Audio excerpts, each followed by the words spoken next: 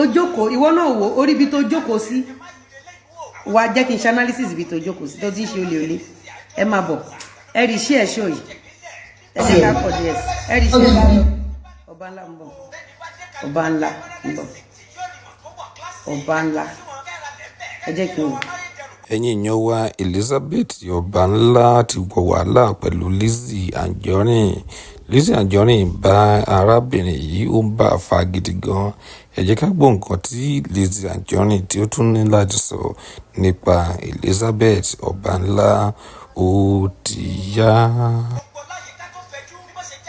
ok nǹkan tí mò ń wá rí nǹkan tí mò ń wá rí nǹkan tí mò ń wá rí ẹ má bínú yín nǹkan tí mò ń wá rí ẹ̀yin èèyàn ẹ má bọ̀ nǹkan tí mò ń wá rí nǹkan tí mò ń wá rí nǹkan tí mò ń wá rí mo ti rí mò ń bọ̀ nǹkan tí mò ń wá rí ń bọ̀ nǹkan tí mò ń wá rí ẹ ó dàn nǹkan tí mò ń wá rí ok ẹ máa bọ ẹ wo kíní ẹ máa wo bí tó ti ń tajà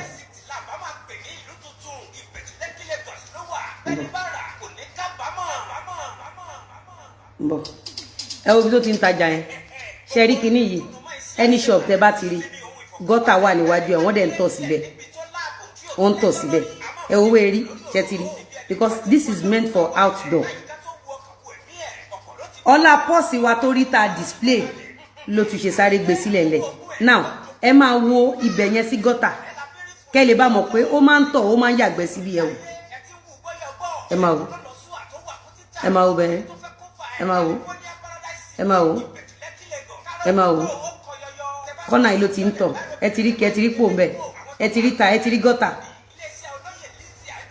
ẹ ti rí gọ́tà ṣe rí pé kò jìnnà sí gọ́tà ẹ ti rí ẹ ti pé kò jìnnà sí gọ́tà ṣe ti rí pé kò jìnnà sí gọ́tà ẹ wò ṣe pé kò jìnnà sí gọ́tà ṣe ti rí ó ti achieve pa lójú ara ẹ ṣe pé kò sí èsì ń bẹ ṣe pé kò jìnnà sí gọ́tà mò ń bọ̀ kó tó kọ olè fún mi mo fẹ́ ṣe analysis nǹkan tó yẹ kó lọ mójútó ó rò pé tó bá báyàn kan lórúkọ jẹ́ láyé máa wá rí ẹ come and see this ẹ̀yin èèyàn kó má ráyè pé mo kúrò ọmọ ẹ má bọ̀ kẹ́ tó raṣọ sọ́rùn àbí kẹ́ tó bá ra nǹkan ẹwẹ́ tó ń kígbe olè kí lélẹ̀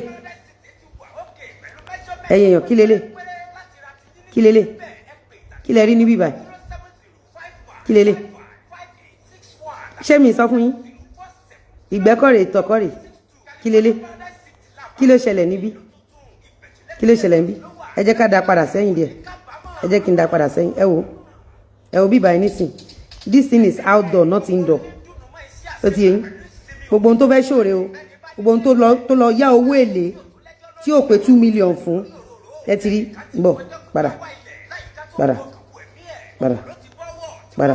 mú bọ̀ má bọ̀ mò ń bọ̀ ẹ ṣáà máa wò ó tí ẹ wò kí lẹ rí ẹ ti rí ẹ wò ẹ máa wò ta ló fẹ́ ra gbogbo pàǹtí yẹ bẹ́ẹ̀ ráṣọ tó wà lọ́rùn ẹ rí pé tó bá só yẹ bẹ́ẹ̀ ráṣọ tó wọ̀ tó bá só máa lò tó 10 days kí só yẹn tó jáde ẹ wò mò ń bọ̀ mo mọ̀ ṣì kọ́ pamọ́ sí ẹ wò mò ń bọ̀ ẹ wò kí lélẹ̀ níbi tí wọ́n ti ń ta ọjà kí lélẹ̀ níbi tí wọ́n ti ń ta ọjà àná àbí jẹta rèé náà kí lélẹ̀ let me show you instead kò lọ pay attention see wetin be this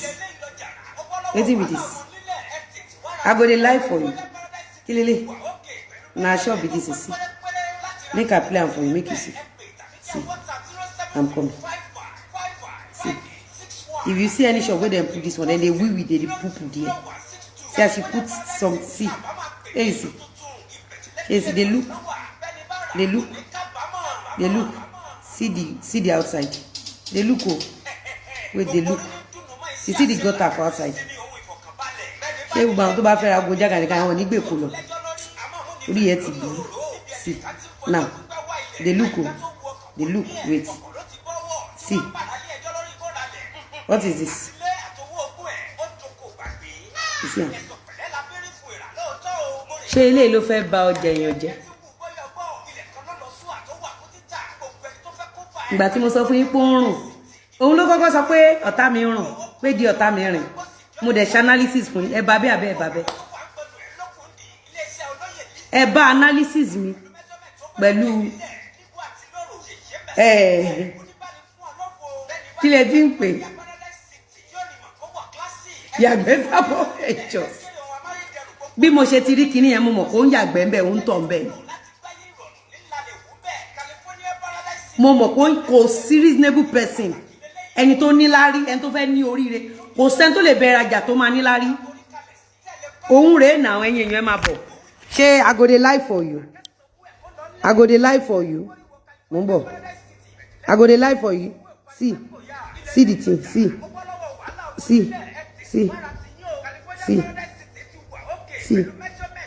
Lè sí o. Ẹ máa gbogbo pàǹtí tó gbé kalẹ̀ o.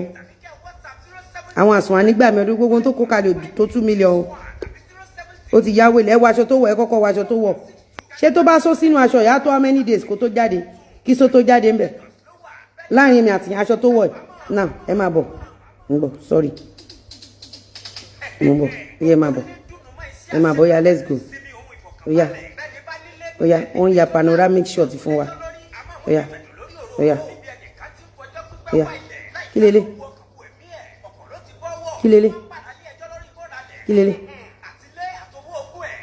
lélẹ̀.